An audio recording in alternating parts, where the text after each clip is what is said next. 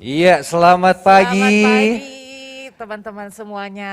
Iya, selamat datang dalam Nasional ISMI Indonesia Pasti Bisa. Sebelum kami mulai talk show hari ini, kami informasikan juga seluruh pengisi acara, kru, dan juga panitia sudah melakukan protokol kesehatan yang ketat. Kami juga sudah melalui tes swab antigen. Oleh karena itu, kami mohon izin untuk melepaskan masker. Iya.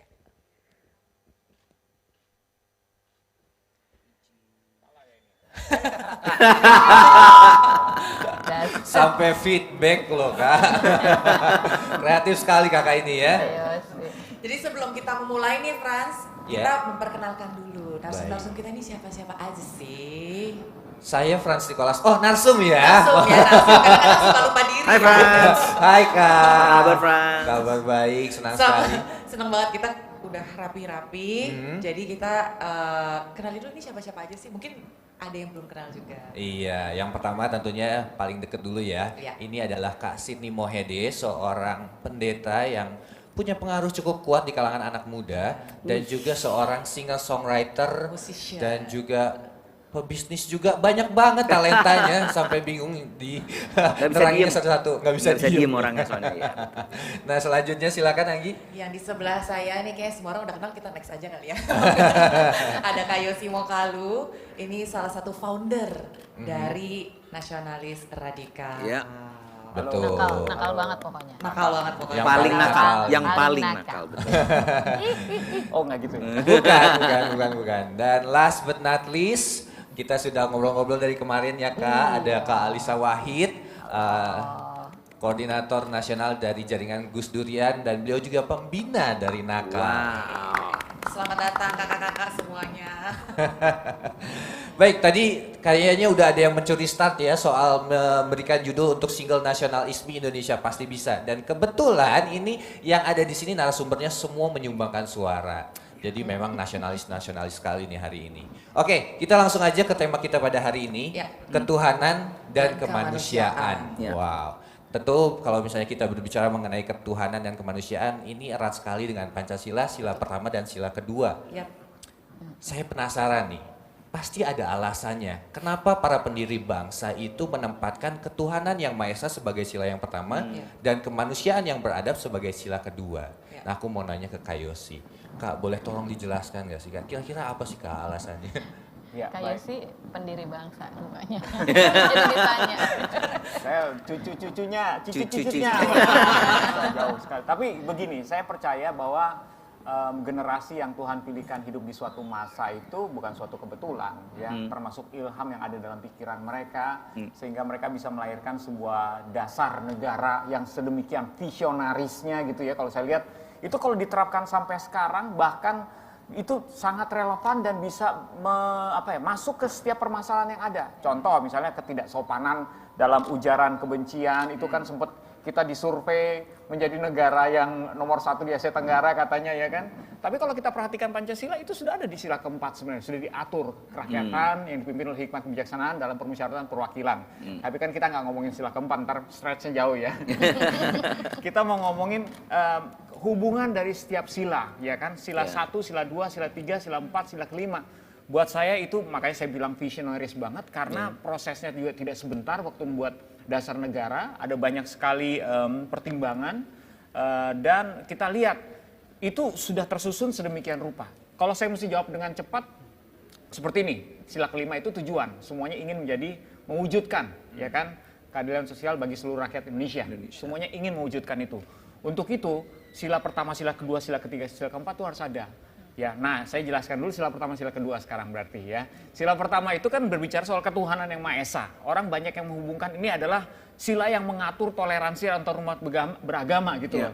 Tapi bisa juga mengartikan adalah karena untuk melahirkan kemanusiaan yang adil dan beradab, itu harus dilahirkan dari pemahaman tentang Tuhan yang sama ajarannya. Jadi bukan fokus sama doktrin dan juga perbedaannya, tetapi perilakunya. Semua agama itu akan melahirkan perilaku kemanusiaan, mengajarkan kemanusiaan, mencintai manusia. Jadi itu agama yang benar. Saya nggak tahu kalau ada agama yang tidak mengajarkan kita mencintai manusia. Jadi ada hubungannya ketuhanan yang Maha Esa. Mereka yang percaya ada Tuhan, dalam mengatur hubungannya dengan Tuhan, mereka akan juga belajar untuk menghargai manusia yang lain. Kemanusiaan yang adil dan beradab. Baru persatuan Indonesia bisa diwujudkan, baru perbedaan pendapat bisa dilakukan dalam musyawarah, baru keadilan sosial bisa terwujud. Nah ini menarik nih, Frans. Tadi dibilang bahwa loving God, loving people jadinya kan. Ya, betul. Karena saling berkorelasi. Nah, Kak Sydney, kalau ngeliat ini gimana Kak? Berarti kan sebenarnya mengasihi atau mencintai sesama, Betul. menghargai perbedaan itu kan salah satu bentuk konkret ya, Frans. Ya. Dari seseorang itu mencintai Tuhan, gitu kan. Nah, ini gimana Kak? Ya, kalau dalam kepercayaan kami sebagai umat Nasrani kan kita diajarkan bahwa perintah yang terutama adalah untuk mengasihi Tuhan dan mengasihi sesama seperti kita mengasihi diri sendiri. Berarti 3 hal itu sebenarnya ada fondasinya, yaitu mencintai Tuhan. Dan kami selalu berpikir dan kami percaya, ini keyakinan kami, bahwa kita semua kan diciptakan oleh Tuhan. Bahwa kita manusia ini kan bukan hasil evolusi cuman dari sekedar sel dan berubah menjadi wujud kita hari ini, tetapi kita diciptakan oleh sosok Tuhan. Yang seperti tadi Yosi bilang, kita bisa mengasihi orang lain kalau kita mengerti bagaimana mengasihi Tuhan. Nah, itulah buat saya ya keindahan ketuhanan dan kemanusiaan. Wow, kalau Tuhan aja mencintai ciptaannya, siapa kita memilih untuk tidak membenci? Betul sekali. Wow, Betul oke. sekali. Kadang-kadang manusia bertindak sebagai Tuhan ya. Nah, seringkali Ada seperti perbedaan itu. dikit, Seringkali seperti itu saya. Itu bahaya. Hatinya cepet. Ya, itu bahayanya. Nah, Itu bahayanya. Kak Alisa, Iya Kak. Suaranya Langsung ini kita langsung sopan ya. Sama radio ya. Kak Alisa tumbuh dari keluarga yang garis keturunannya luar biasa, terutama Kiai Haji Abdul Wahid Hashim. Beliau adalah ketua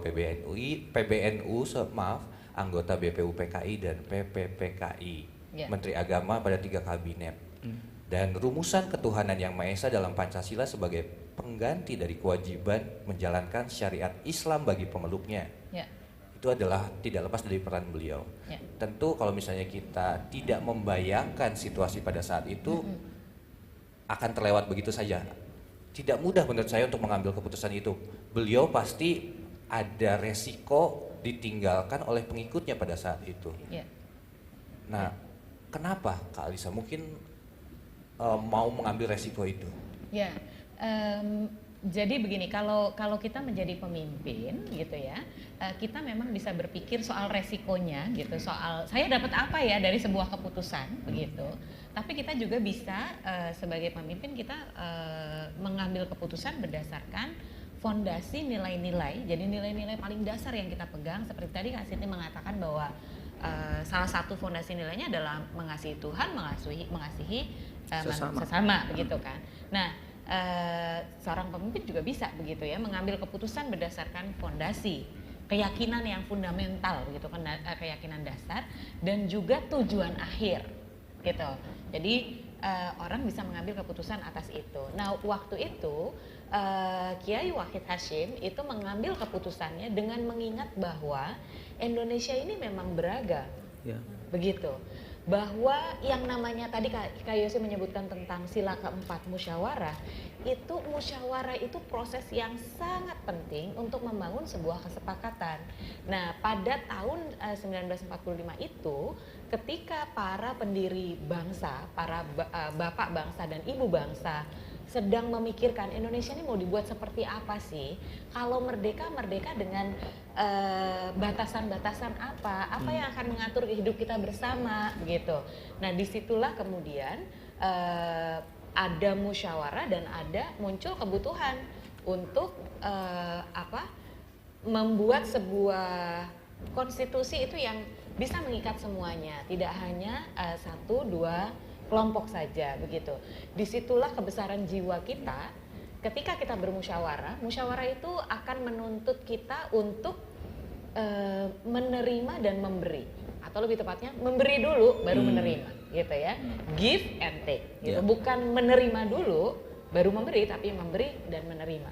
Nah, musyawarah kemudian hasilnya adalah ayo kita bikin yang lebih generik dalam tanda kutip, maka kemudian ketuhananlah yang disebut begitu, karena ketuhanan berlaku untuk semuanya. Dan saya boleh nambahin dengan yang pertanyaan yang tadi ya,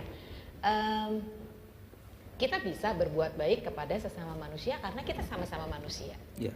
Itu namanya humanity, tapi humanisme, tapi humanisme yang horizontal begitu. Tapi kita juga bisa berbuat baik kepada sesama manusia atau berbuat baik dalam kehidupan kita karena kita meyakini Tuhan menginginkan kita melakukan itu, gitu. Jadi ketika ketuhanan menjadi sumber, maka apapun yang kita lakukan landasannya adalah karena Tuhan saya menginginkan saya untuk membangun kebaikan di muka bumi. Betul. Kalau di dalam Islam keyakinannya adalah manusia itu hamba Tuhan, dan hamba Tuhan tugasnya adalah mewujudkan semesta yang penuh rahmat. Betul. Gitu. Jadi kita sebagai hamba Tuhan perlu menyumbang nih kepada semesta yang penuh rahmat ini. Gitu, Betul. Kak. Saya suka banget kalau boleh saya tambah di sini ya. Saya suka banget tadi Kak Alisa bilang kan kita ini adalah hamba Tuhan. Nah mungkin di zaman modern ini seringkali kalau kata hamba Tuhan itu dikaitkan dengan pemuka agama. Seperti saya, pendeta, oh kamu hamba Tuhan.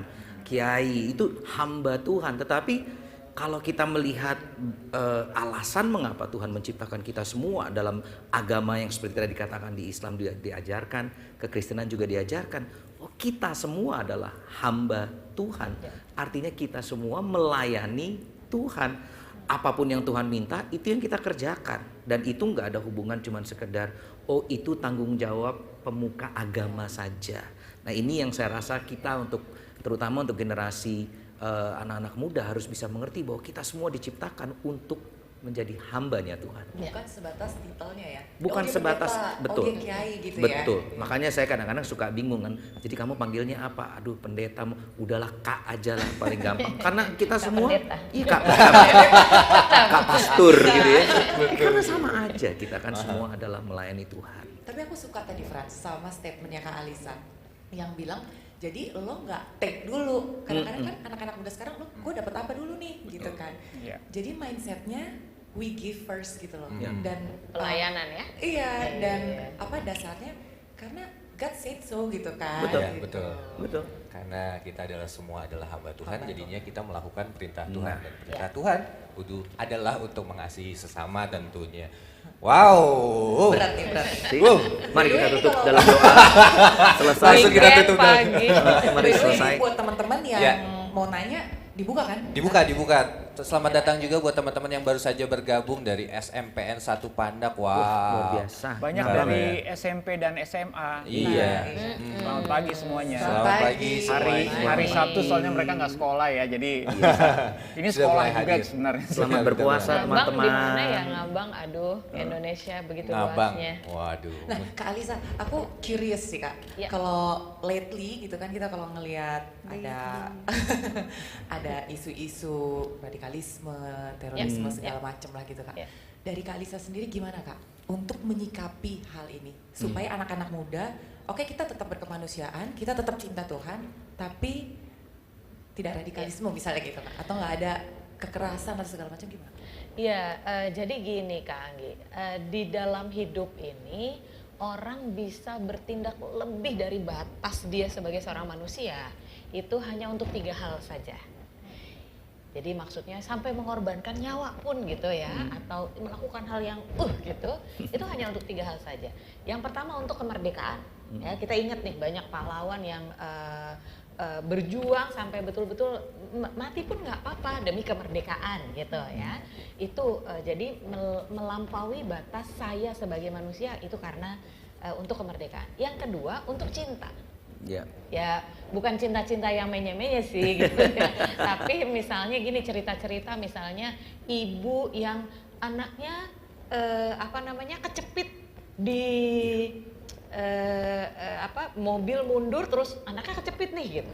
Dia bisa loh mengeluarkan energi sedemikian kuat, dia angkat anaknya bisa keluar. Itu kita dengar ya keajaiban seperti itu demi cinta. Gitu. Demi cinta. Nah yang terakhir demi Tuhan. untuk Tuhan, seorang hamba Tuhan bisa melakukan apa saja. Ya. Begitu. Untuk Tuhan, atas nama Tuhan bisa melakukan apa saja. Dan karena itu kemudian ada orang-orang yang meyakini bahwa itu berarti saya boleh melakukan apa saja. Gitu. Boleh itu termasuk melakukan kekerasan kepada orang lain. Itulah yang kita biasa sebut sebagai ekstremisme. Nah, kalau radikal nanti Kak Yosi yang menjelaskannya kenapa kita gitu. Tapi ekstremisme mungkin kata yang lebih tepat ya Kak Ani Bukan ya. radikalisme, Jadi bukan ya. radikalisme Betul. karena kita radikal loh yang ada di sini nih gitu. Radikal mencintai Indonesia gitu. Betul. Sementara ekstremisme itu berarti bertindak yang sangat ekstrim. Nah, Kementerian Agama sebetulnya lagi punya program namanya moderasi beragama yang itu tuh menyebutkan bahwa apa sih yang disebut ekstrim nih gitu. Ekstrim itu satu, kalau ketika kita menjalankan ajaran agama, kita merasa menjalankan ajaran agama, tapi kemudian kita merendahkan kemanusiaan orang lain, bahkan melanggar kebaikan bersama, itu namanya ekstrim. Ya. Tindakan ekstrim adalah kalau dalam hal beragama secara ekstrim itu kalau kita melakukan tindakan-tindakan yang mencederai kemanusiaan, menyerang kemanusiaan orang lain, menyerang kebaikan bersama atas nama agama. Ya. Itu ekstrim. Yang kedua, melanggar hukum. Itu juga ekstrim.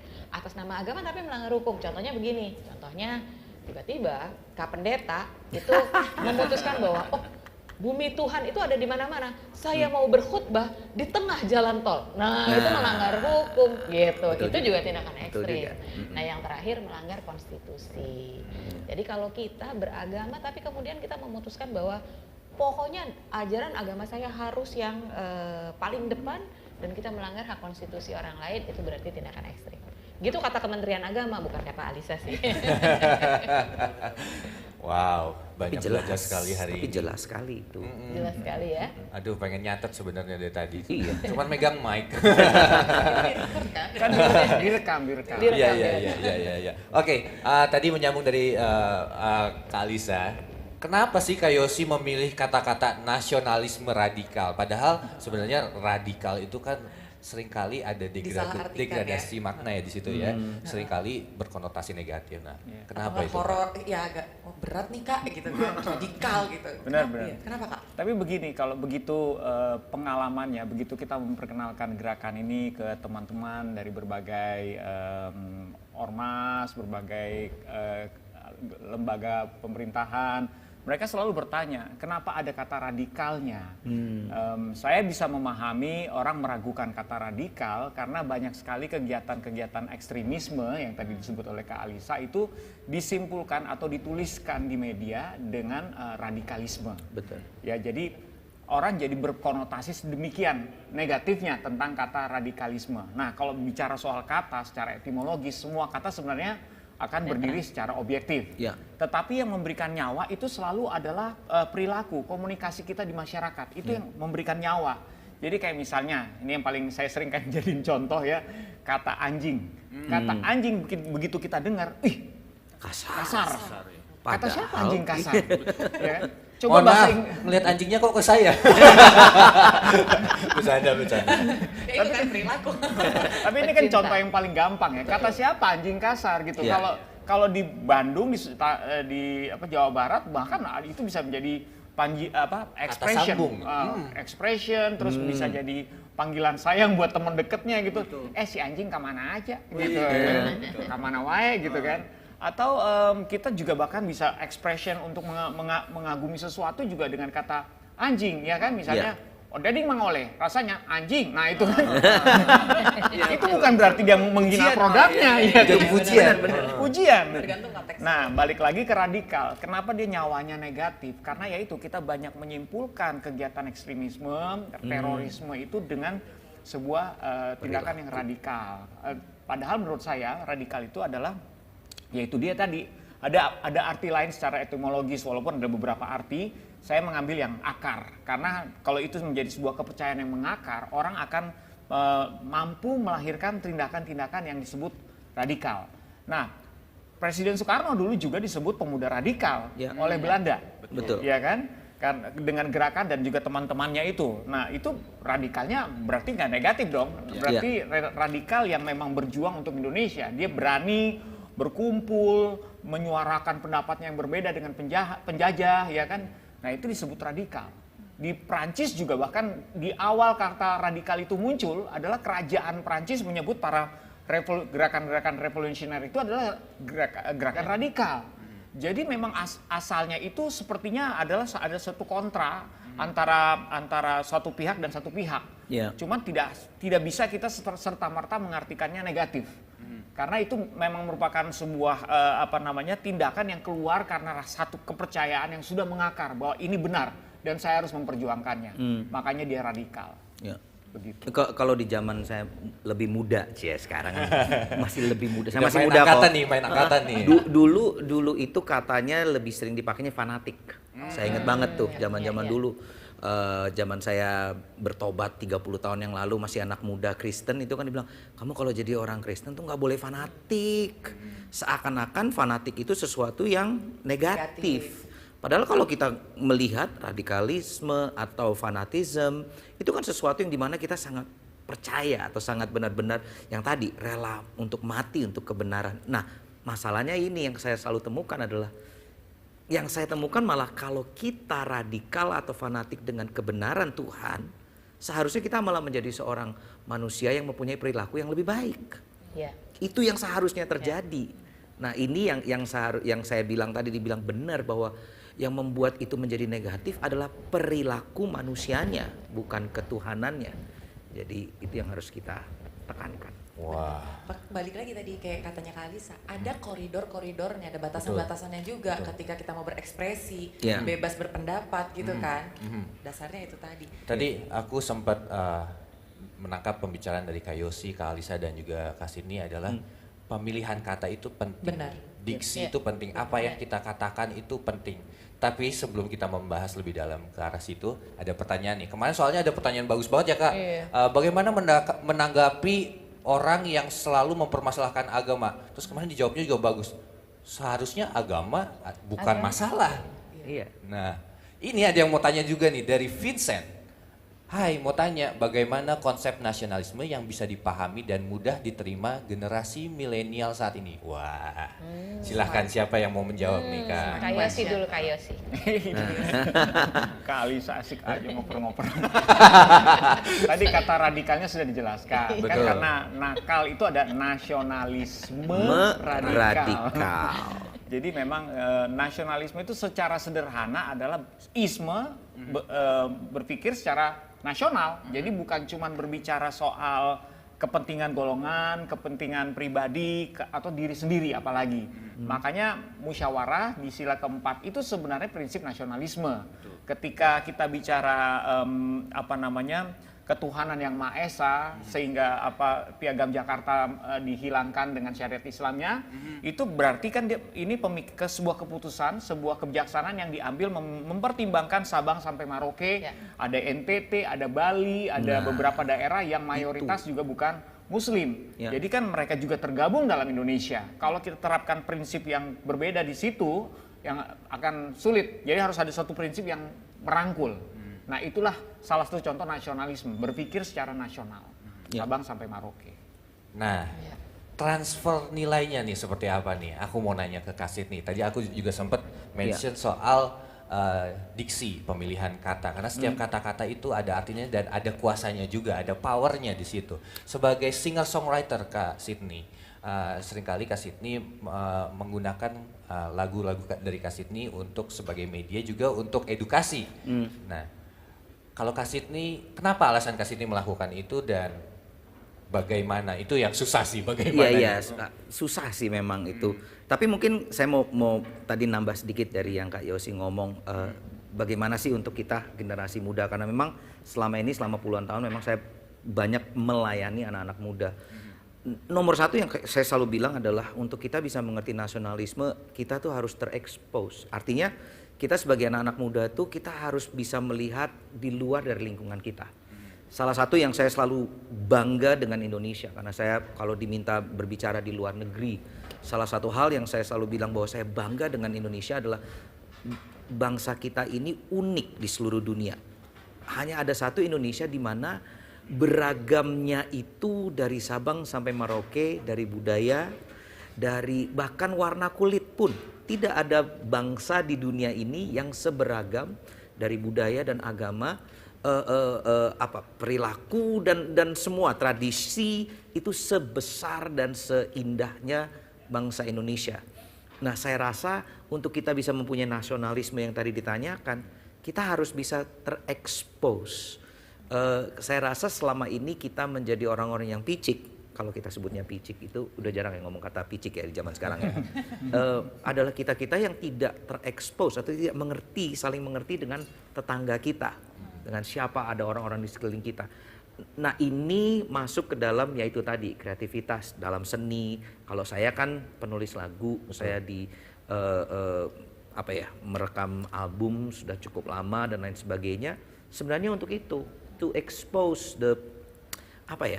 seni itu kan selalu untuk bisa mengkoneksi manusia satu dengan manusia yang lainnya. Itu tujuan art, itu tujuan seni.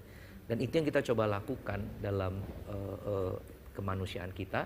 Dan untuk menunjukkan bahwa, hey, kita ini manusia yang sama loh, darah kita sama-sama merahnya. Ya kan, meskipun kita bahasanya berbeda, lingkungannya berbeda, pulaunya berbeda, tetapi kita diciptakan oleh Tuhan yang sama, mempunyai kemanusiaan yang sama. Nah, ini yang saya rasa penting untuk kita selalu ajarkan melalui seni kita. Dan ini juga sekaligus menjawab pertanyaan dari teman tadi kalau ini adalah salah satu cara untuk mengajarkan nasionalisme kepada generasi apapun segmennya ya.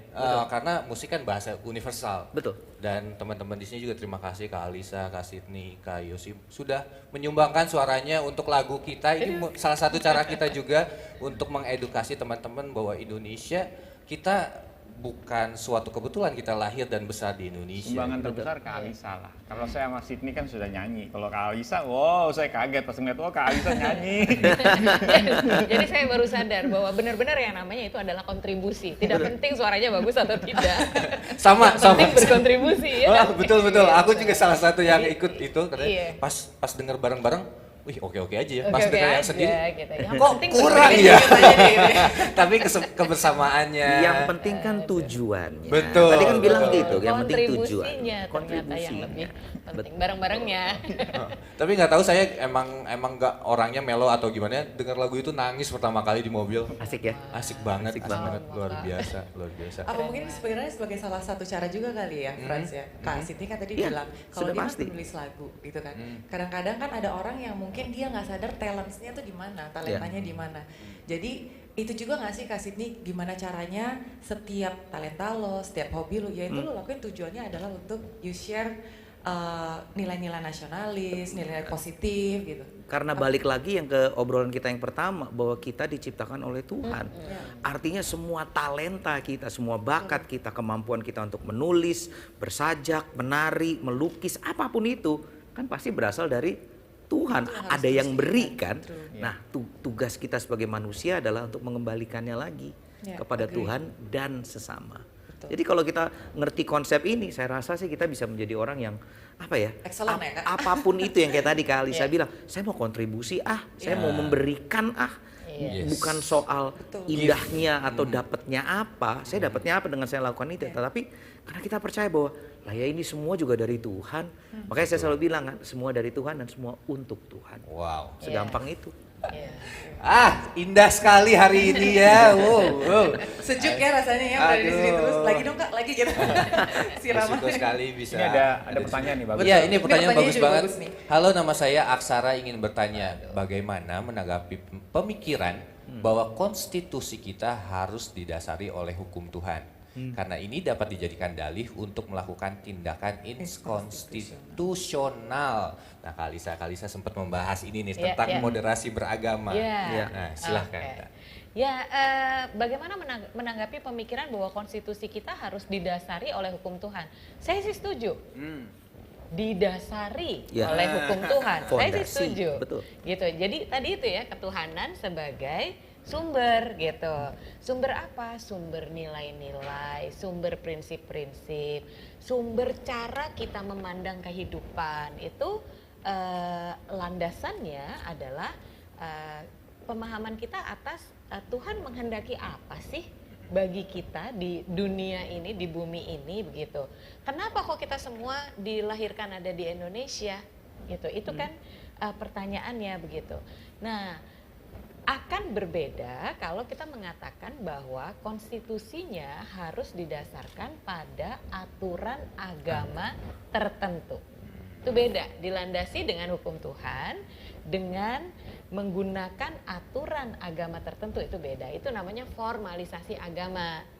Nah, kalau formalisasi aturan agama itu misalnya dia contoh paling gampang nih. Ini susah kalau kita mau mengatur formalisasi agama. Misalnya contohnya begini. Karena tadi contohnya kita ngebahas tentang anjing begitu ya. Gitu. Ini di dalam Islam itu ada pandangan imam-imam yang berbeda-beda tentang memelihara anjing. Iya, Gitu. betul. Ya, ada imam yang mengatakan bahwa yang tidak boleh itu kan memakan daging anjing. Jadi memeliharanya nggak apa-apa, gitu. Ada yang mengatakan bahwa ada imam yang berpandangan nggak bisa karena anjing itu najis kalau untuk orang muslim, jangan dipelihara. Itu susah loh mengendalikan air liurnya, begitu. Jadi aturan yang ditegakkan apa? Yang ditegakkan aturannya adalah tidak boleh memelihara anjing, begitu. Nah, bayangkan kalau di antara dua kalau di saya dari organisasi Nahdlatul Ulama ya, ini adalah kelompok umat Islam yang paling besar di Indonesia nih, sekitar 80-an juta penghuninya atau anggotanya. Nah, di NU sendiri kita mengakui ada 4 pandangan imam begitu, yang itu semuanya kita terima begitu. Nah, coba bayangkan kalau kita kemudian membuat konstitusi kita harus dilandaskan pada aturan agama. Yang versi imam yang mana? Yang betul. boleh memelihara anjing, yang tidak boleh memelihara anjing. Gitu. Susah ya gitu. Itulah sebetulnya keindahan kita sebagai ciptaan Tuhan tuh sebetulnya di sana. Bahwa Tuhan menciptakan prinsip-prinsipnya satu, tetapi kemudian kita diberi kecerdasan untuk membacanya dari sudut pandang yang berbeda-beda.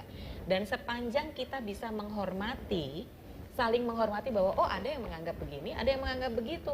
Nggak apa-apa kalau saya meyakini yang ini sih, tapi kalau kamu meyakini yang itu, aku menghormati. Nah, itulah yang kita pakai untuk konstitusi gitu. Agree to disagree. Wow. Agree to disagree itu sila keempat. Hari ini kita pagi ini sila pertama kedua sih. Tapi ya dari situ sebetulnya kita sadar ya bahwa ternyata nggak bisa kita pisah-pisahkan, nggak bisa kita copot-copot, semuanya saling menyatu. Saling berhubungan. Ini saya bangga banget loh, tadi pertanyaannya seperti itu, cerdas sekali ya Aksara ini. Iya. Wow. Anak saya namanya Aksara. Wah. Jangan-jangan anaknya nih yang nanya. Langsung baca. Mas, saya tadi udah nanya titipannya. Ibu, makasih udah jawab ya Ibu. Nah, ini juga ada bagus nih. Jadi aku sebenarnya pengen nanya ini juga ke Kak Yosi. Kak, gimana nih caranya mengekspos nilai-nilai nasionalis di saat usia kita sekarang ini, terutama dalam kehidupan bermasyarakat? Baik, sebelum dijawab, saya mau ingetin dulu buat teman-teman. Teman-teman berkesempatan untuk mendapatkan hadiah nih, giveaway. Giveaway alert. Jadi caranya gampang banget, teman-teman tinggal selfie di saat teman-teman sedang menyaksikan live streaming dari Nasional ISMI Indonesia Pasti Bisa. Posting di Instastory, jangan lupa di tag @nasionalisme radikal dan juga hashtagnya jangan lupa di Nasional ISMI, hashtag Indonesia Pasti Bisa, hashtag nasionalisme radikal. Atau teman-teman juga bisa kunjungi booth kami, lalu pilih booth paling favorit, selfie di situ dan kasih alasannya. Jangan lupa tag juga ke @nasionalisme radikal dan juga hashtagnya juga jangan lupa Nasional ISMI, Indonesia Pasti Bisa dan nasionalisme radikal. Oke, silakan Kak Yosi. Berarti itu selfie-nya harus di depan komputer kan? Betul. Nggak bisa di belakangnya? Nggak bisa dong. Buktinya. Nggak kelihatan. Udah nih jawabannya segini aja. Bisa berpikir gitu ya. Jadi kalau bicara soal nasionalisme, salah satu hambatannya adalah individualisme. Ya. Ketika kita masih berpikir segala sesuatu tentang diri kita tuh lupa bahwa kita juga ada di situ untuk berkontribusi. Nah, kontribusi itu selalu berbicara tindakan nasionalisme, apalagi kalau berbicara kita memikirkan orang lain. Nggak usah jauh-jauh untuk bangsa, untuk orang lain aja apakah sudah kita lakukan, itu yang paling sederhana. Kalau individualisme itu biasanya muncul dari orang-orang yang belum secure, masih mencari banyak jawaban, masih mencari pernyataan yang manis dari followersnya, netizen yang maha benar. Kalau dibully sedikit nggak bisa tuh, ya kan? Nah, makanya ini bagian juga dari pelengkapan untuk para konten kreator. Biasanya saya ngomong kayak gitu. Betul. Kreativitas adalah kemampuan manusia. Kita dikasih kemampuan untuk to create itu karena memang pencipta kita juga creating, ya kan? Nah, cuman masalahnya kreativitas itu kan berasal dari dalam, keluar. Ada sih yang kita buat karena ditentukan di luar. Nah, yang ini biasanya tidak menyumbang ke kontribusi kepada nasionalisme. Kenapa? Karena kita mencari sebenarnya. Tadi kata Kak Alisa, memberi itu sebenarnya bagian dari nasionalisme. Kita memberi, cenderungnya untuk memberi. Ya kalau dapat masukan lagi kita dikasih gitu, ya itu memang merupakan kayak efek dominonya ya. Maksudnya kalau kita memberi pasti kita dapat gitu. Cuman orang kadang-kadang nggak mau memberi, mikirnya mencari dulu. Nah, nasionalisme itu berbicara soal memberi, kemampuan kita. Jadi sesederhana itu. Kalau kamu sekarang sebagai anak muda melihat saya punya potensi ini, saya punya talenta ini, saya bisa melakukan ini untuk orang lain, itu pemikirannya udah nasionalisme. Tetapi kalau saya punya ini, saya mau melakukan ini untuk saya, nah itu belum tentu nasionalisme. Tindakannya bisa sama, bikin video juga, tetapi motivasinya belum tentu nasionalisme. Jadi harus dilihat dari sini. Nasionalisme itu rasa yang kita keluarkan, kreativitas yang kita keluarkan untuk orang banyak, untuk bangsa kita. Jadi bukan untuk diri kita. Motivasinya berarti balik lagi ke motivasi. Kalau dari Kak Yosi sendiri kan, Kak Yosi ini tuh punya banyak anak-anak didik ya, Bo, gitu kan. Termasuk kita. Jangan lupa. Pak Guru rupanya. Pak Guru gitu. Pak Guru nakal, Pak Guru nakal. Haji Hasyim Asy'ari Maha Guru ya. Iya, kalau dari Kak Yosi sendiri gimana Kak? Biasanya kalau ketemu sama anak-anak muda, the way you teach them itu biasanya ngapain Kak? Untuk supaya mereka punya jiwa tenggang rasa yang lebih tinggi. Bisa menerima perbedaan lebih lagi. Karena kan kalau jiwa-jiwa anak muda kan kadang-kadang gue paling benar nih gitu kan. Tolak dikit langsung baper gitu. Memang kalau dalam posisi tertentu sepertinya semakin kita diberikan tanggung jawab, ya kita harus menjawabnya dengan benar. Ya kan, kalau kita diberi pertanggungan, ada orang yang look up sama kita, ya kita harus bisa memberikan jawaban yang benar. Nah, ini berbicara nomor satu, kita harus membekali diri kita dengan kebijaksanaan, pemahaman, pengertian yang benar, dan mencoba untuk melakukannya supaya bisa menjadi keteladanan. Jadi begitu kita ngomong, kita sudah melakukannya, gitu. Tapi juga harus memiliki kerendahan hati karena menyadari bahwa sebagai pemimpin pun kita tidak selalu harus benar. Kita bisa saja salah, kita bisa melakukan kesalahan disengaja maupun tidak disengaja. Jadi kerendahan hati itu kita memposisikan diri kita seperti itu. Tidak absolut, tidak otoriter gitu ya. Maksudnya kita sama-sama bertumbuh, kita pernah melakukannya, binder dan that, tapi saya juga masih mau terus belajar, mari sama-sama belajar. Posisinya seperti itu. Yang penting nggak jahat. Yang penting nggak jahat. Boleh salah, yang penting nggak jahat. Nah, Wow. Berarti nih, itu. balik lagi nih teman-teman untuk menunjukkan nasionalisme ke Indonesia, balik lagi ke motivasi kita. Jadi apapun talentanya, apapun kerinduan hatinya, mindsetnya yaitu untuk Indonesia dan untuk Tuhan, gitu ya Kak? Kayaknya karena selama ini kalau kita bicara nasionalisme, kan kita selalu mikirnya harus pakai bajunya merah putih lah, kita harus nyanyi lagu kebangsaan lah. Tetapi sebenarnya is as simple as yang tadi dibilang, kita memberikan nilai kepada orang lain. Saya selalu bilang sama teman-teman saya, cara tergampang kita mendapatkan nilai adalah dengan kita memberikan nilai kepada orang lain. Yang tadi Kak Yosi ngomong kepada content creator, tadi pertanyaannya kan gimana kita bisa mengekspos atau terekspos dan memberikan expose. Ya buat saya kita ini hidup dalam sebuah zaman dan generasi di mana yang namanya kita berkreasi itu sangat amat mudah dan gratis. Belum pernah ada dalam sejarah manusia di mana kita bisa pakai YouTube, kita bisa pakai Instagram, TikTok dan lain sebagainya. Boleh sebut merek nggak ya? Boleh kan ya? Maksudnya kita bisa mempunyai semua wadah dan platform ini untuk benar-benar menambahkan nilai bagi orang lain. Nah, masalahnya adalah kita lebih sering menjadi orang-orang yang aku dapatnya apa? Followersku kok nggak nambah? kalau aku bikin video di YouTube, aku dapat uang nggak dari AdSense dan lain sebagainya. Itu yang selalu menjadi pertanyaan teman-teman. Dan saya selalu bilang sama teman-teman content creator, yang penting kalian berkontribusi dulu. Yang penting kalian mempunyai suatu konten yang ingin memberikan nilai kepada orang lain. Karena kalau itu yang kau lakukan, yang di atas pasti yang akan memberikannya kepada kita.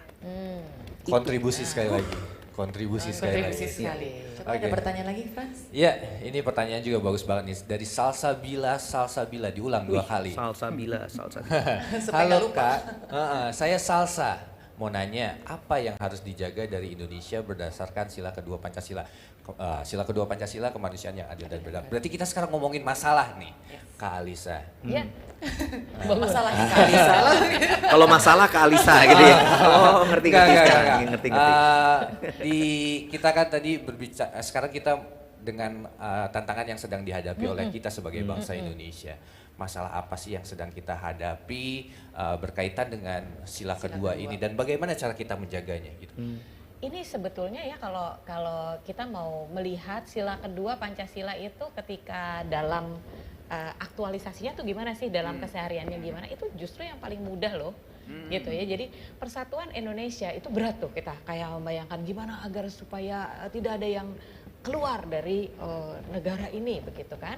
Tapi kalau kita bicara kemanusiaan yang adil dan beradab, itu kita bicara manusia gitu. Kita bicara individunya. Kita bicara kasalsa gitu. Keadilan sosial sila kelima itu kita bicara sistem. Kita bicara sistem, kita bicara negara yang seperti apa, kemudian ekonomi yang seperti apa, itu di sila kelima. Tapi sila kedua itu tentang it's about us, tentang kita sebagai manusia Indonesia. Manusia Indonesia itu yang bagaimana, yang memanusiakan manusia lainnya, kemudian dia berlaku adil kepada sesamanya dan dia beradab. Begitu. Beradab itu maksudnya bagaimana? Ketika seseorang itu beradab, maka dia betul-betul menjaga tadi nilai-nilai yang sudah diturunkan Tuhan kepada kita sebagai hambanya, itu dijaga. Peradaban, nah itu peradaban itu kan tata kehidupan kita bersama begitu ya. Orang yang tidak beradab yang seperti apa? Menyerang orang lain, suka ngebully, mengambil hak orang lain, korupsi, itu nggak beradab, begitu. Menggunakan segala sesuatu untuk kepentingan sendiri, itu nggak beradab. Tapi manusia yang adil, manusia yang beradab, itu berarti dia memang ketika dia membangun hubungan dengan manusia lain, ya dia selalu berpikir bukan hanya untuk kepentingan dia pribadi, tetapi saya harus berlaku adil kepada orang lain begitu. Nah, bagaimana menjaga Indonesia? Ya itu, kalau kita saja tidak bisa menjadi orang yang beradab, orang yang adil, ya kita sudah tidak menjaga Indonesia. Betul. As simple as that kalau istilah kasar. Betul. As simple as It's that. as simple as that. Betul. Soalnya suka itu. Sesederhana Simple itu. truth ya. Simple truth. Nah, kata yang tadi dipakai sebenarnya yang saya sangat suka adalah kata hormat.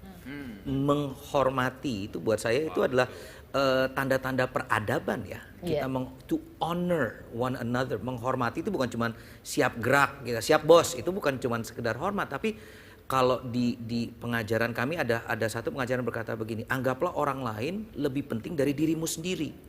Itu menghormati. Artinya I honor you. Persatuan di Indonesia bukan berarti bahwa kita harus menjadi sama loh. Seringkali itu yang salah kaprahnya kan. Kita berpikir bahwa kita harus bersatu, semua orang harus sama. Salah. Kalau kita semua sama, kita nggak bisa saling menghormati malah. Tetapi dalam perbedaan itulah saya dengan Kak Alisa, kita beda banget. Satu pria, satu wanita, itu juga udah beda banget kan. Tapi karena saya menghormati kewanitaannya, saya menghormati kepercayaannya, itu yang bisa membuat kita menjadi orang-orang yang beradab. Nah ini yang sebenarnya yang tadi dibilang, bagaimana caranya kita melatih nasionalisme kita untuk terutama untuk anak-anak muda, belajar hormat. Melatih Belajar menghormati hormat. keberbedaan dengan orang Betul. lain juga. Kemanusiaan itu tidak bisa kita wujudkan kalau tanpa keadilan. Nah, betul. Gitu. Cara kita menjaga kemanusiaan kita dan kemanusiaan orang lain adalah dengan menjaga keadilan itu gitu. Iya. Karena hanya dengan keadilan itulah kita kemudian bisa menghormati Betul. dan bisa hidup bersama, bisa bekerja sama, bisa bersatu, bisa bermusyawarah dan bisa membangun sistem yang adil Iya. secara sosial. Loh, Pancasila tuh semuanya. Wow. Bener. Karena ya zaman sekarang kan orang-orang bilang, ya anak-anak muda sekarang mereka kan banyaknya yang kurang ajar, bilangnya gitu kan. Saya selalu bilang, ya kalau orangnya kurang ajar, ya harus ditambah diajar. Loh ya bener dong, namanya kan dia kurang ajar. Iya. Berarti kita yang harus memberikan ajaran. Nah ajaran itu harus Keren dengan banget, contoh. Keren banget. Wow. Jadi ingat ngomong tentang anak muda yang dibilang kurang ajar. Besok pagi saya ada tulisan saya kalau di Ya. Kompas, saya biasanya menulis di salah satu kolom di Kompas setiap bulan begitu. Nah besok pagi itu tulisan yang saya Tentang angkat itu. adalah tentang banyaknya anak muda yang merasa berhak. Nah, Jadi betul. bukan berkontribusi tapi berhak gitu. Ini hakku, kamu harus menghormati aku, bukan ayo kita saling menghormati, Betul. tapi kamu harus menghormati aku gitu. Ini hakku, kamu nggak boleh begitu karena ini hakku gitu. Saya lebih berhak karena saya mayoritas. Saya lebih berhak karena saya yang lebih pintar. Ya. Saya lebih berhak karena Lebih saya tua. laki-laki, kamu perempuan Betul. misalnya. Itu dan sedihnya secara global ternyata Iya. anak muda menunjukkan sikap itu lebih tinggi daripada kami-kami yang lebih tua. karena buat saya itu karena sosial media memang memudahkan anak-anak muda zaman sekarang untuk yaitu mengutarakan apapun yang mereka rasakan. Makanya tadi saya bilang belum pernah ada dalam sejarah manusia di mana ada generasi yang punya akses untuk platform segampang sekarang ini. Zaman dulu kan kita kalau misalnya mau mengeluarkan keluh kesah mesti sewa suara pembaruan kolomnya gitu kan, mesti bayar gitu kan. Saya nggak suka sama tetangga saya gitu kan, taruh aja di koran, itu kan susah.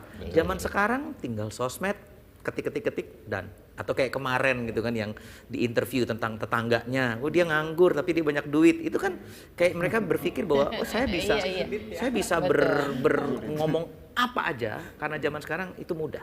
Iya. Nah ini yang balik lagi tadi saya bilang, yang harus diajar adalah belajar menghormati, to honor one another satu dengan yang lain.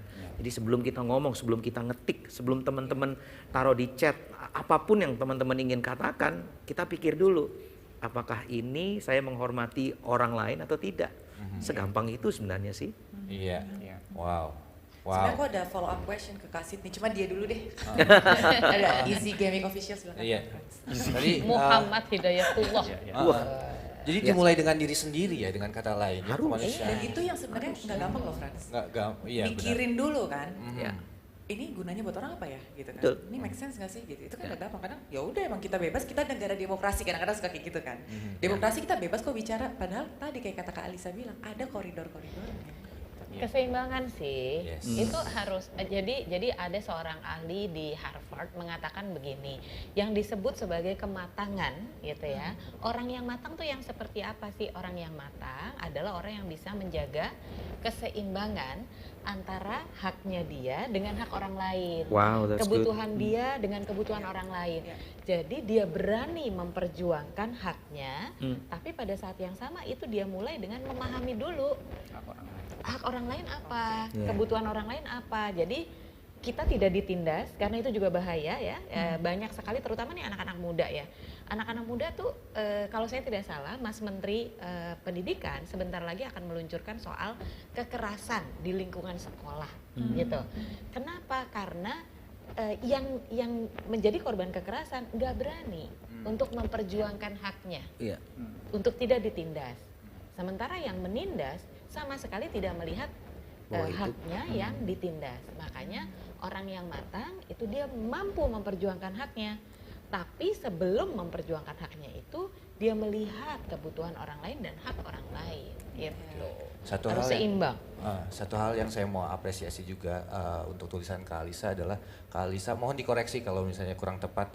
Kak Alisa sempat menulis adalah baik ketika orang menghormati kita dengan tidak makan di depan kita yang berpuasa. Ini toleransi. Adalah tidak baik ketika kita meminta bahkan menuntut orang lain menghormati kita dengan tidak makan di depan kita yang berpuasa. Ini bukan toleransi. Iya. That's beautiful. Jadi Bagus. itu datang dari kita. That's so Saya beautiful banyak words. sekali kok teman-teman yang sangat menghormati saya gitu karena saya berpuasa. Karena itu teman-teman kemudian menahan diri. Nah, itu toleransi. Tapi kalau kita kemudian kamu menghormati aku dong, kan aku lagi puasa nih, kamu jangan makan di depanku, waduh gitu.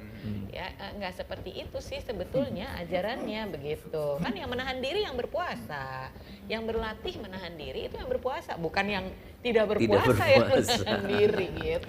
Ngomong-ngomong soal keseimbangan, mumpung masih inget Kak, seringkali kan terlalu banyak ide gitu ya dibikin Iya, kelupaan. Ngomong-ngomong soal keseimbangan, aku tuh suka kagum banget sama Kak Yosi, soalnya Kak Yosi adalah salah satu mentor juga.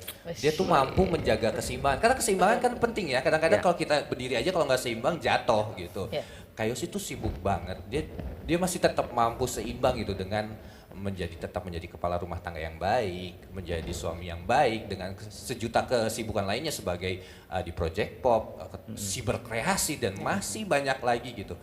Nah, mungkin cara kita mengaplikasikan keseimbangan itu gimana sih? Seimbang dan konsisten ya kalau Kak Yosi. Nah, Kalau aku konsisten perhatiin. itu susah soalnya. Keren gak gue Kak, gue merhatiin sampai tahu gitu.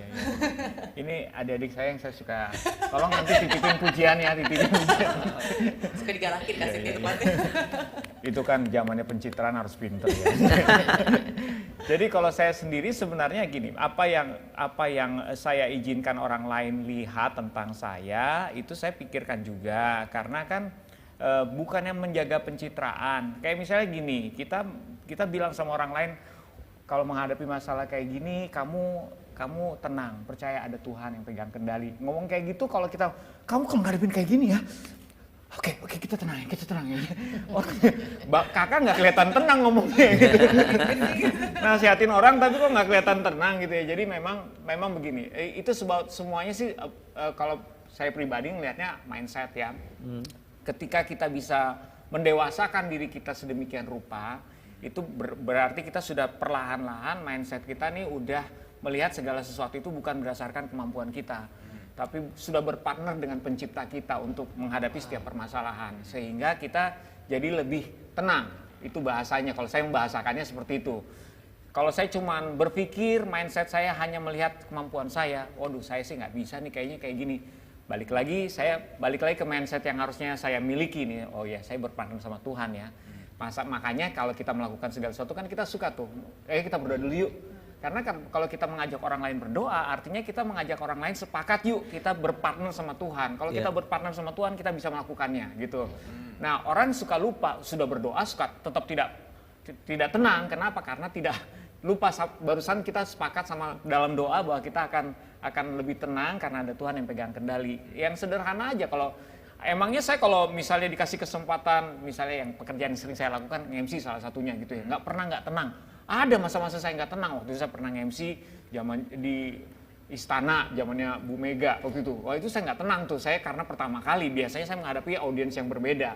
Pernah juga nge-MC round table yang sangat formal, isinya pejabat-pejabat gitu. Itu juga saya nggak tenang, ini audiens yang berbeda. Cuman yang membuat saya tenang adalah kembali keingatan saya akan kesepakatan saya bahwa saya tidak melakukannya sendiri. Saya berpartner dengan pencipta saya. Balik lagi ke ketuhanan ya. Iya, Nggak bisa Tuhan lari. sebagai sumber tadi itu loh. Hamba Tuhan kan kita. Itulah alasan kenapa itu nomor 1. Yap, betul sekali. Seimbang bisa konsisten ya berarti. Betul sekali. Dasar-dasarnya. Aku mau nanya ke Kasih nih. Aku juga mau nanya ke Kasih. Silakan kamu dulu. Silakan daripada berantem. Soalnya ngomong-ngomong soal berhak ya. Ya. Kalau seorang laki-laki sudah menikah itu pakainya flat shoes. Flat shoes. Iya, karena Oke. udah nggak punya hak. Oh receh nih, boleh, ini kita masuk ke ranah receh sekarang nih. Yang nonton nggak paham. Oh, nggak paham. Ya silakan Anggi. Jadi gue Anggi. agak mikir gitu kan. Iya, aku juga lagi Iya, mikir. saya tadi juga lagi mikir apa. Apa ya? Iya, Perhatiin gitu. Oh, Kasih kita nih, aku underline yang tadi Kak Yosi, dia bilang dia harus jadi example dulu gitu supaya anak-anaknya jadi niru gitu kan ya. Itu yang kita pelajarin ya, kadang kita jadi konsisten, kita niru kakak kita gitu kan. Ya. Nanti jangan lupa ya Kak, aku nomor sepatu. Kan udah dipuji-puji loh. Nah, untuk Kasimi sendiri, kadang-kadang kan orang kalau melihat leadernya, pendetanya, pemuka agama lah, itu sebagai role model gitu kan. Ya. Nah, kadang-kadang ajaran-ajaran nggak sepenuhnya juga positif gitu kan. Ajakan-ajakan berkerumun lah atau ngumpul atau segala macam kan kadang-kadang nggak semuanya positif. Nah, how you handle it?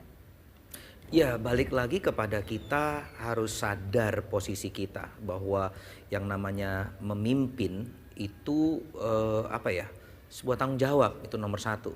Kita dilihat orang, dulu jujur saya nggak terlalu suka karena saya ini tipe orangnya yang lebih introvert, saya senangnya yang di belakang layar aja. Bahkan sempat bertanya sama Tuhan, kenapa sih Tuhan saya nggak mau tanda kutip dilihat sama orang sebenarnya. Tapi saya sadar bahwa apapun role kita, fungsi kita dalam komunitas, dalam kita bersama-sama bermasyarakat, itu pasti Tuhan punya tujuan. Nah, kalau soal our influence, pengaruh kita, saya selalu bilang bahwa kita ini sebagai pemimpin, kita diajarin gini, memimpin artinya melayani. Itu selalu sudah menjadi darah daging di kami ya, bahwa kalau kamu menyebut diri kamu pemimpin, artinya kamu yang melayani, bukannya kamu yang dilayani. Artinya hidup saya, kalau saya dibilang bahwa saya seorang pemimpin yang dilihat oleh banyak orang, dimulai dari keluarga saya terlebih dahulu, dimulai dari anak-anak saya di rumah. Mereka melihat ayahnya sebagai seorang pemimpin, tetapi ya itu, konsepnya bukan saya bos di rumah. Konsepnya bukan karena saya seorang pendeta, saya dilayani oleh jemaat. Bukan itu, tetapi malah sebaliknya. Saya harus melayani mereka, saya harus melayani anak-anak saya. Jadi saya pun harus berhati-hati dengan apapun yang saya lakukan. Yang kayak tadi Kak Yosi bilang kan pencitraan. Nah seringkali yang kita bilang bahwa kita harus pencitraannya dijaga. Kalau saya malah kebalikannya. Kita harus menunjukkan siapa diri kita yang sebenarnya. Karena Sydney Mohede yang ada di gereja, di rumah, atau sama teman-teman, ataupun di sini adalah orang yang sama. Orang yang sama di sosial media, orang yang sama. Saya nggak ada bedanya. Boleh tanya sama anak-anak saya di rumah. This is who I am. Ini saya memang seperti ini orangnya. Nah ini yang buat saya membuat kita sebagai pemimpin bisa dilihat atau didengar atau tidak. Dari apa ya kejujuran kita sebagai seorang manusia, bukan sebagai seorang pemimpin atau selebriti atau influencer. Nah ini yang tadi dibilang, bagaimana dengan kita yang mengajak orang lah untuk begini. Itu yang harus kita hati-hati. Bahwa kita harus menjadi orang yang sama pada saat kita berbicara kepada jemaat atau kepada masyarakat, dengan kita menjadi orang yang sama di rumah. Itu namanya integritas ya. Nah, Apa yang kamu lakukan pada saat nggak ada orang lain, itulah integritas. Apakah sama pada saat sama atau kita tidak? berada dengan orang lain? Tapi harus hati-hati sih. Jadi begini, yang harus sama itu prinsip yang dipegang, nilai luhurnya. Kalau Nilai luhur, iya, bener. kalau pilihan tindakannya bisa berbeda, gitu. Pilihan tindakannya bisa berbeda, tapi prinsip dasarnya itu yang harus sama, gitu. Betul. Dan memang harus dimulai dari, saya tuh tadi ngedengerin Kak Sini, terus saya jadi inget Gus Dur, ayah saya gitu. Soalnya saya Dulu- ngefans sama Terima kasih.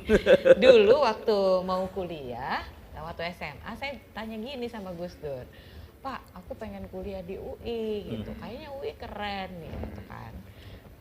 Tapi aku pengen kuliah di Jogja gitu. Nah UGM tuh kayaknya nggak keren dibandingkan UI gitu. Gimana dong Pak? Gitu. Terus waktu itu Gus Dur menjawabnya begini, sekolahnya bagus, kalau orangnya jelek ya hasilnya jelek. Sekolahnya jelek, kalau orangnya bagus hasilnya bagus. wah dalam. Dimulai dari kita. Dan setelah saya kuliah di UGM, ternyata UGM nggak kalah dari UI sih gitu. Cuman citra tuh tadi Iya, kadang-kadang gitu. Jadi kadang-kadang itu. kita terjebak gitu, terperangkap oleh citra, bukan dari yang justru yang itu Integritasnya kita, betul. Itu yang terjadi di ya anak-anak muda sekarang ya, teman-teman yang lagi nonton di YouTube ya. Kalau kita cuma mikirinnya apa kata orang, akan sangat sulit untuk kita bisa jujur dengan diri sendiri. Itu aja sih sebenarnya yang harus kita pikirkan. Selama kita, kalau saya kan tadi balik lagi ke ketuhanan ya, saya lebih percaya kepada apa kata Tuhan tentang diri saya daripada apa kata tetangga saya tentang saya. Ya kan? Saya mungkin nganggur di rumah tetapi kok punya uang gitu kan. Saya tahu kok saya bukan nggak pelihara babi ngepet gitu kan, saya tahu itu. Tetapi karena saya lebih percaya kepada Tuhan nganggap saya sebagai apa? Saya anaknya Tuhan, saya hambanya Tuhan. Nah itu membuat apa ya? Kita bisa menjadi bebas untuk menjadi diri kita sendiri tanpa harus, saya kepingin banget loh jadi kayak Kak Yosi loh, saya maunya kayak Kak Yosi deh pokoknya deh. Enggak, saya bisa bebas menjadi seorang Sydney Mohede dan melakukan apapun yang Tuhan mau Sydney Mohede lakukan. Nah itu aja. Yes, dan cara tercepat untuk membunuh sesuatu adalah membandingkan dengan yang Betul lain. sekali. Dan dengan kita tidak fokus sama perkataan orang, karena bahayanya adalah kalau misalnya kita terlalu fokus dengan perkataan orang, kita bisa minder atau sombong. Ya. Ya. Dan kita bisa ingin selalu menyenangkan orang lain. Nah, aku mau ke pertanyaan Vincent nih.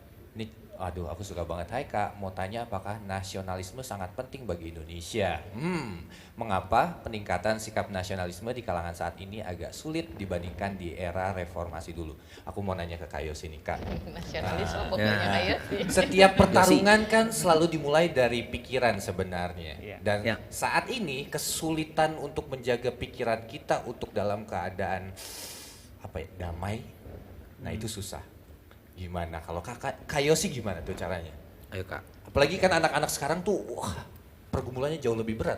Iya, betul. Begini, jadi saya berusaha menggabungkan pertanyaan tadi dengan damainya itu ya. Kalau nasionalisme itu sendiri, menurut saya itu salah satu identitas yang Tuhan pilihkan buat kita. Kenapa demikian? Karena kita tidak bisa memilih, bukan? Kita lahir di negara mana. Betul. Kita tidak bisa memilih lingkungan terkecil sekalipun juga misalnya keluarga yang seperti apa, orang tua yang seperti apa. Saya melihat itu seperti Tuhan memberikan kita bukan saja tempat untuk bertumbuh, tapi tempat untuk berkontribusi. Ya. Identitas gitu loh. Ya, kita bertumbuh, mengenal segala sesuatunya, belajar segala sesuatunya, tapi kita juga tahu bahwa tanah air itu adalah tempat kita berkontribusi. Ya. Nah, tadi beberapa kali kita ngomongin soal kontribusi. Nah, kontribusi itu memang paling besar akan bisa dilakukan oleh orang-orang yang secure, yang damai. Damai itu berbicara soal ketenangan. Memang ketenangan itu juga berbicara soal, kalau menurut saya, kedewasaan. Secure itu kan kedewasaan ya. Jadi orang-orang yang dewasa itu akan lebih tenang. Orang yang damai itu akan lebih tenang. Tenang itu mempengaruhinya apa dalam hal kontribusi. Ya dia akan lebih bisa memikirkan pemberiannya, orang lainnya, nasionalismenya, daripada balik lagi ke dirinya sendiri. Kalau dikaitkan itu seperti itu. Jadi akan balik lagi ke situ. Segala sesuatu yang masih sibuk kita cari untuk kepentingan diri kita itu akan membuat kita semakin kecil memberikan kontribusi kepada sekeliling kita, keluarga kita, negara kita. Nah, baliklah ke situ. Nasionalisme adalah tempat kita berkontribusi, bukan saja kita bertumbuh dan belajar. Jadilah orang yang semakin dewasa, ya, karakternya semakin dewasa sehingga semakin tenang, semakin damai, semakin bisa melihat segala sesuatunya dengan perspektif yang benar, dan kita lebih besar kontribusinya untuk nasionalisme. Nah, kalau misalnya sudah seperti itu, mau mau dibawa kemana nih, Cik? Mau dibawa? Ini pertanyaan dari Sandy Eka Purwaning Asma. Hai Kak, saya dari SMA Negeri Ngabang. Wah, Abang tuh di mana? mana ya Ngabang? Pertanyaan Ngabang kita tuh dari mana ya? Dari tadi. Coba tolong di Google. Coba ditulis di chat Nah, nanti. saya senang banget loh dari kemarin ngeliatin chatnya karena ini dari seluruh Indonesia beneran gitu. Jadi Yes. saya jadi tahu bahwa oh ada kabupaten namanya ini, ada Padaherang, ada Ngabang. Tuh ada Kakarta lagi, bukan Jakarta loh, itu Kakarta. Wah, itu baru lagi tuh. Teman-teman jangan lupa ya untuk selfie saat teman-teman menyaksikan acara Nasional ISMI Indonesia Pasti Bisa, terus tag ke @nasionalisme_radikal dan juga dengan hashtag Nasional ISMI Indonesia Pasti Bisa dan juga Nasionalisme Radikal. Dan jangan lupa juga untuk tuliskan pelajaran apa sih yang didapat teman-teman di saat menyaksikan ini. Nah sekarang aku mau nanya, mau dibawa kemananya ke Kak Alisa? Oke. Mau dibawa kemana nasionalisme kita? Kalau kita ingat-ingat ya, Kak Frans, Kak Anggi dan kakak-kakak berdua, ada nggak sih kan Indonesia ini 17.000 pulau, terus ada berapa suku yang ada tuh 1.300, bahasanya 1.300, sukunya ada, Aduh, saya I'm bad with numbers. gitu ya. Ada banyak. Jadi pokoknya Segitulah. ribuan ya. Ada banyak. Ribuan. Bayangkan kalau setiap suku ini semuanya memikirkan dirinya sendiri, Ya. gitu ya. Terus semua merasa paling Indonesia. Emang ada nggak sih suku yang dia sebetulnya aslinya Indonesia? oh aslinya Indonesia kami loh, kami ini Indonesia, yang lain kan ngikut gitu. Numpang. Atau ada nggak pulau yang namanya Indonesia? Kabupaten namanya Indonesia ada nggak? Nggak ada. Bahkan bahasa aja, kalau kita bicara bahasa Indonesia, ada nggak satu daerah yang bisa mengklaim bahwa bahasa Indonesia itu sebetulnya aslinya dari bahasa kami, cuman dipilih jadi bahasa bersama? Nggak ada. Wow. Indonesia itu sebuah ide Ya. untuk mengikat kita, untuk mempersatukan kita karena kita ini terlalu beragam. Ya. Gitu, karena Indonesia ini, karena kepulauan ini, pulaunya terlalu banyak, kemudian kelompoknya beda-beda, agamanya beda-beda, lalu kita menyatukan diri menjadi apa gitu. Kita menyatukan diri, waktu itu para pendiri bangsa mengatakan bahwa oh kita ngambil dari inspirasi Sumpah Pemuda aja, mempersatukan diri dengan gagasan Indonesia. Maka dipilihlah Indonesia itu untuk mengikat kita bersama. Jadi kalau ditanya nasionalismenya kemana? Ke Situ. tujuan Indonesia. Nah tujuan kita waktu merdeka itu, kemerdekaan adalah pintu gerbang menuju, kan gitu. Apa sih tujuan kita apa? Tujuan kita adalah mencapai mewujudkan kehidupan dan masyarakat yang adil, makmur, sentosa. Itu yang kita inginkan. Makmur itu berarti semua sejahtera, semua nggak ada yang kaya banget terus lainnya miskin banget, nggak begitu. Tapi kita sama-sama sejahtera. Sentosa itu berarti tata cara kita hidup bersamanya itu membantu kita mengeluarkan semua potensi kita yang terbaik. Kita bisa bekerja sama sehingga kehidupan kita juga kehidupan yang terbaik untuk kita gitu. Nah itu didahului dengan sikap adil. Nah jadi kalau kita sekarang ini dari kemarin kita ribut soal nasionalisme, nasionalisme itu ya karena kita ingin mewujudkan itu. Kita ingin loh rame-rame hidup bahagia, rame-rame hidup tentram dan menentramkan, bahagia membahagiakan, sejahtera dan mensejahterakan. Kita sih pengennya ke sana. Ya. Hanya untuk ke sana kita perlu jadi manusia Indonesia yang baik dan benar dulu, gitu. Betul. Dan ini pertanyaan penting karena semua harus dimulai dari visi. Kalau misalnya kita nggak punya visi, ya kita mau pergi dari rumah menuju ke tempat sesuatu ya kita mesti tahu dulu mau kemana gitu kan. Kalau misalnya nggak tahu ya nggak akan sampai-sampai gitu. 2045 jadi Indonesia emas atau jadi Indonesia loyang? Nah, pertanyaan yang bagus yang mungkin bisa dijawab oleh teman-teman. Lebih tinggi. Silakan Anggi. Enggak, kalau denger Kak Alisa ngomong gitu ya, kepala gue tuh langsung kayak, ya berarti sebenarnya semua orang tuh kepengen Indonesia tuh ya begini gitu. Kita semua punya keinginan yang sama, cuman terkadang how-nya gitu kan, sama motivasi hati tuh kadang-kadang harus dibenerin gitu ya. Kadang-kadang ngerasa sendiri kali ya Kak, atau gitu. Enggak, iya. Hanya ngelihatnya kan aku cuman anak SMP dipanda lagi gitu. Mana bisa mengurus Indonesia sebegitu besar. Pakai prinsip sapu lidi aja. Gimana tuh? Sapu lidi itu kalau satu lidi dipatahin gampang.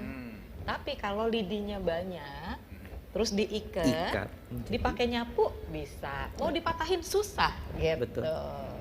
Lu amazed gak sih kalau dengerin kakak-kakak ngomong, berarti kita tuh udah di-prepare dari jauh-jauh hari loh sama bapak-bapak leluhur kita itu. Visionaris. Visionaris. Iya. Ini ada pertanyaannya, mau dibaca apa gimana nih Kak Frans? Oke, aku mau ke Kak Sydney dulu deh. Kak Sydney, oke. Soalnya aku pernah dengar dari, aku termasuk orang yang kalau misalnya mau melakukan sesuatu, tunggu ini dulu deh. Kalau misalnya peralatannya udah punya semua, baru mau bikin YouTube channel. Atau misalnya kalau misalnya udah menguasai segalanya, baru mau mulai gitu. Tadi kan itu alasannya, mungkin aku cuma anak SMP, mungkin aku cuma ini. Tapi sebenarnya itu bukan alasan, bukan alasan. Nah, menurut Kak Sydney gimana? Kita harus mulainya gimana gitu? How-nya Kak? Mengalahkan, menunda-nunda ini nih gimana? Yang saya selalu ajarkan kepada teman-teman, kepada anak-anak saya adalah selalu dimulai dengan apa yang di tangan kita. Selalu dimulai dengan apa yang ada di tangan kita. Seringkali kita manusia itu sibuk mencari apa yang tidak ada di kita. Jadi kita tuh selalu bilang, aduh kalau saya punya studio kayak si Kak Yosi mah saya bisa deh bikin konten yang bagus. Aduh kalau saya punya kamera yang mahal, atau kalau saya punya mikrofon yang bagus, kalau saya punya gitar yang mahal, saya bisa nulis lagu. Nah, saya belajar dari zaman dulu adalah Tuhan kita, pencipta kita itu waktu melahirkan kita tidak menitipkan apa-apa dari surga. Kita datang ke dunia ya semua telanjang, kita semua diberikan otak dan tubuh dan lain sebagainya. Itu aja yang kita kerjakan, itu aja yang kita pakai. Jadi sebenarnya lebih kepada niat untuk mengerjakan apa yang sudah ada. Itu yang nomor satu. Niatnya dulu. Nah masalahnya adalah kebanyakan terutama anak-anak muda zaman sekarang, niatnya adalah untuk menjadi seperti apa yang orang lain lagi lakukan. Dengan membandingkan apa yang prestasi mereka, membandingkan apa yang mereka sudah kerjakan, kesuksesan orang lain. Tapi kalau kita lebih kepada apa sih yang pencipta kita sudah taruh dalam kehidupan kita, apakah itu mau nulis lagu kek, mau menjadi seorang politisi kek, mau bikin kue kek, apapun itu semua kan dari Tuhan. Nah itu aja, mulailah dengan apa yang ada di tangan kita, karena saya percaya kalau kita mengerjakan apa yang ada di tangan kita pasti akan membawa kita untuk mengerjakan apa yang ada di hati kita. Setiap perkara kecil ya Kak ya. Wow. Iya. Itu bagus banget kata-katanya. Bagus ya. Ulangi. Saya Dimulai dari apa ya? tangan. Apa yang Kalau Apa yang kalau ada di kita tangan mengerjakan kita, apa yang ada di tangan kita, kita, selalu akan membawa kita untuk mengerjakan apa yang ada dalam hati kita. dalam hati kita. Dan kalau misalnya kita mengerjakan dengan hati kita, Dengan kita akan hati. mengerjakannya dengan sungguh-sungguh, Betul. dengan cinta. Betul. Woi. Dan ini yang untuk anak, terutama untuk anak-anak muda, jangan terburu-buru. Karena seringkali yang menjadi apa ya, bentrokan itu adalah saya mau instan, saya mau subscriber saya menjadi 3 juta dalam 3 bulan. Nggak akan bisa gitu kan. Membutuhkan waktu yang sangat lama untuk kita yang tadi dibilang dewasa, matang. Nah, You don't have to be big to start, Nah, but you have to start to be big. I like it. Astaga, hari ini bertubi-tubi banyak sekali Mari. kebijaksanaan yang kita dapat. Wow. mari kita tutup dalam doa. Sudah Pengalaman hidup selesai. total ya. Anggi, kita cuma punya satu pertanyaan lagi nih waktunya. Mau ke kamu, mau ke aku? Kak Frans boleh yang Oke. lebih tua. Oke. Sedap. Mainnya umur di sekarang, mainnya Punya umur di sekarang. angkatan. Nah, tapi aku juga mau lempar tanggung jawab nih. Lempar tanggung jawabnya ke siapa ya? Ke Kayosi. Kayosi. Ketua nakal. Betul. Sebagai biangnya anak nakal Biang nih. nakal. Biangnya anak Yang nakal. paling nakal nih. Kita lempar tanggung jawab ke Kayosi. Kayosi, tolong disimpulkan. Dari tadi kita ngomong soal ketuhanan, kemanusiaan ya. Ya. Tadi sebenarnya silakan Kayosi. Oke. Memang nggak enak kalau menyimpulkan itu ya. Begini. Kalau saya tuh selalu percaya tidak ada yang kebetulan. Seperti kita diizinkan menikmati generasi sekarang ini dengan segala fasilitasnya. Kita juga mesti ingat ada pendiri bangsa dan generasi sebelum kita yang memperjuangkannya buat kita bisa menikmati kemerdekaan ini. Setiap generasi itu punya tanggung jawabnya masing-masing. Dan harus kita lihat di setiap kita ini ada peranan. Makanya dari awal harus melihat diri kita penting nih adik-adik semua yang SMP, SMA, di mana saja yang berada nih. Jangan pernah melihat diri saya bukan siapa-siapa. Saya nggak penting. Kalau kamu ngelihat diri kamu sekarang nggak penting, mungkin di kemudian hari kamu tidak pernah melihat kemungkinan kamu menjadi penting buat bangsa ini. Betul. Jadi lihat bahwa kamu diizinkan lahir di zaman yang seperti ini, mungkin mengalami 2 tahun tidak ketemu teman di sekolah ya, tidak tatap muka ya, tetapi percayalah teman-teman inilah, adik-adik inilah yang terpilih, kita semua yang terpilih untuk melalui masa seperti ini. Ada peranan penting di situ, ada pembelajaran, ada segala sesuatu yang penting yang harus kita lengkapi diri kita sehingga kita siap. Kita memang belajar soal ketuhanan, kita belajar soal kemanusiaan, tapi saya percaya betul bahwa lebih dari itu yang kita pelajari pada pagi hari ini. Ada soal kepemimpinan juga, ada soal kepedulian juga, berkontribusi juga. Jadi ingat, kalau saya suka ngomong kayak gini ya, selalu lihat diri kita ini adalah sebagai praktisi. Tidak perlu menjadi politisi. Oleh karenanya, ya maksudnya gini, kita kalau praktisi ya kita jangan berpikir sebagai politisi, tidak perlu posisi untuk berkontribusi. Luar biasa loh. Aslinya Rapper keluar. memang beda ya, rapper memang beda. Quotes-nya Luar rhymes. biasa loh. Oke, sekarang kita akan memberikan cindera mata untuk narasumber kita, terutama Kak Sydney. Kalau yang lain kan sudah dapat, oleh karena itu kami Oh udah dapet, kok gitu sih? Kok udah pada dapet sih? Yang jahit kali saya yang jahit. teman-teman dimohon untuk berdiri. Kak Yosi dan juga Kak Lisa mohon dibantu untuk menyerahkan kepada Kak Yosi. Kak Sydney. Kak Sydney boleh pindah posisi di tengah. Kak Lisa Saya yang minta. menyerahkan. Aduh. Silakan. Terima kasih. Ya, ini akan Terima difoto. kasih sekali terima kasih. atas kontribusinya. Kontribusinya, terima kasih sudah menerima. Boleh dibuka jaketnya? Depannya. Wow, cakep sekali nih. Iya. Ya. Oke. Wow, belakangnya. Belakangnya ini belakangnya menunjukkan semangat gotong royong kita. Betul. Yes. Kerja banyak banget. Betul. Terima kasih banyak. Sebuah kehormatan buat saya. Terima kasih sudah hadir dan juga berkontribusi Kak Sydney.